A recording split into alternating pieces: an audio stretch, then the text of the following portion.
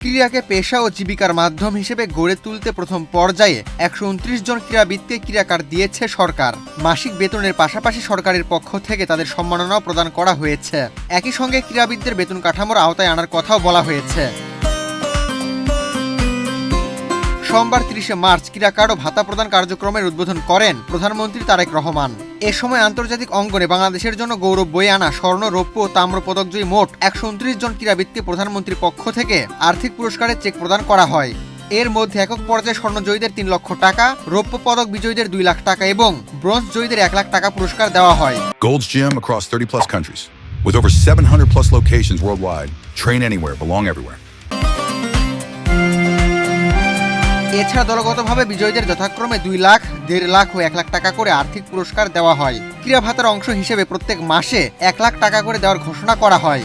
বিশেষ চাহিদা সম্পন্ন ক্রীড়াবিদদেরও এই সম্মাননার আওতায় এনে সরকার অন্তর্ভুক্তিমূলক ক্রীড়া সংস্কৃতির নজির স্থাপন করেছে। গণপ্রজাতন্ত্রী বাংলাদেশ সরকার মাননীয় প্রধানমন্ত্রী জনাব তারেক রহমান উনি আমাদের মতো প্যারা অ্যাথলেটদের দুঃখ কষ্ট বুঝতে পারছে। যেরকম ভালোদের মতো তো আমাদের জীবনযাপনটা হচ্ছে একটু অন্যরকম, কারণ আমাদের চলাফেরা বা যে কোনো দিক দিয়ে বলেন আমাদের খরচ বেশি, সব কিছুও বেশি। তারপরে আমাদের খেলার প্রতি ভালোবাসা, অনেক চেষ্টা করার পর দেশের জন্য কিছু একটা করতে পেরেছি এবং সরকার আমাদেরকে কিছু একটা দিতে পেরেছে। ইনশাল্লাহ আশা করি ভবিষ্যতে আমাদেরকে আরও দিবে। আর আমাদের মতো ডিসেবল যারা পিছিয়ে পড়া মানুষ আছে ওরা আমাদের দেখে অনেক ইন্সপায়ার হবে যে তাহলে আমাদেরও পিছিয়ে পড়া যাবে না। আমরাও চেষ্টা করি যে ওরকম সামনে আগাইতে পারি কিনা। ইনশাল্লাহ এরকম হলে দেশ। আর আমি আন্তরিক ধন্যবাদ জানাই আমার ন্যাশনাল প্যারা অলিম্পিক কমিটি অফ বাংলাদেশ সম্মানিত সভাপতি ও সহসভাপতি ও মহাসচিব সহ সকল নেতৃবৃন্দ ও কর্মকর্তা বৃন্দদের প্রতি। ওনাদের আন্তরিকতা কারণেই আমি বিদেশের মাটি থেকে গোল্ড মেডেল নিয়ে আসতে পারছি এবং বাংলাদেশকে বড় একটা সুনামের সহিত পতাকাটা উড়াইতে পারছি। এটার জন্য আমি অনেক নিজেকে গর্ববোধ মনে করি।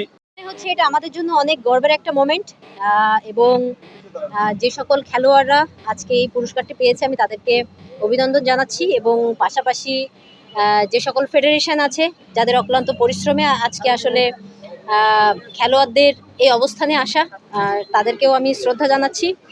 এবং আমাদের গণপ্রজাতন্ত্রী সরকারের মাননীয় প্রধানমন্ত্রী এবং আজকে অনুষ্ঠানে আমাদের ক্রীড়া প্রতিমন্ত্রী উপস্থিত ছিলেন। ওনাদের আজকে যে অনুষ্ঠানটা হয়েছে সেটা আসলে আমাদের অনেক প্লেয়ারের জন্য অনেক সারপ্রাইজিং একটা ব্যাপার ছিল। সুতরাং আমি মনে করি যে খেলোয়াড়রা তাদের নিজেদের প্রফেশনটাকে এখন চোখ বন্ধ করে তাদের প্রফেশন হিসেবে নিতে পারবে এবং সেই মুহূর্তটা আমার মনে হয় চলে এসেছে। এবং আমাদের সকল ক্রীড়াবিদদের পক্ষ থেকে আমি আমাদের প্রধানমন্ত্রী এবং ক্রীড়া প্রতিমন্ত্রীর প্রতি শ্রদ্ধা জানাচ্ছি অবশ্যই। এবং আমার কাছে এখানে 2টা জিনিস খুবই মনে হয়েছে, যেটা প্রথমত হচ্ছে এই ভাতা কার্ড যেটা সরকার থেকে আমাদেরকে করেছে, সেটার কারণে খেলোয়াড়দের খেলার চাহিদাটা অনেক বেড়ে যাবে এবং কম্পিটিশন লেভেলটা আমার মনে হয় আরও বাড়বে। কারণ তারা যখন দেখবে যে এই জায়গা থেকে তারা ফাইন্যান্সিয়াল একটা ভালো হেলদি সাপোর্ট পাচ্ছে, সো সেই জায়গা থেকে আমার মনে হয় যে দেশের প্লেয়ার আরও বাড়বে এবং কম্পিটিশনের সাথে সাথে প্লেয়ারদের পারফরমেন্সেরও আরও উন্নতি হবে। বর্তমান সরকারের নির্বাচন ইশতেহার অনুযায়ী বিভিন্ন ডিসিপ্লিনের ক্রীড়াবিদরা এখন থেকে বেতন কাঠামোর আওতায় আসবেন। তবে ক্রিকেট বোর্ড স্বনির্ভর হওয়ায় ক্রিকেটাররা এই তালিকার বাইরে থাকবেন। পরে ক্রীড়া প্রতিমন্ত্রী আমিনুল হক জানিয়েছেন, যেসব ক্রীড়াবিদ বেতনের আওতায় আসবেন প্রতি 4 মাস পর পর তাদের পারফরমেন্স মূল্যায়ন করা হবে। পারফরমেন্স বজায় রাখতে পারলে তারা এই সুবিধা অব্যাহত রাখতে পারবেন, আর পারফরমেন্সে ঘাটতি দেখা দিলে তালিকা থেকে বাদ পড়বেন। এপ্রিল থেকে পর্যায়ক্রমে 500 জন ক্রীড়াবিদকে বেতন কাঠামোর আওতায় আনা হবে।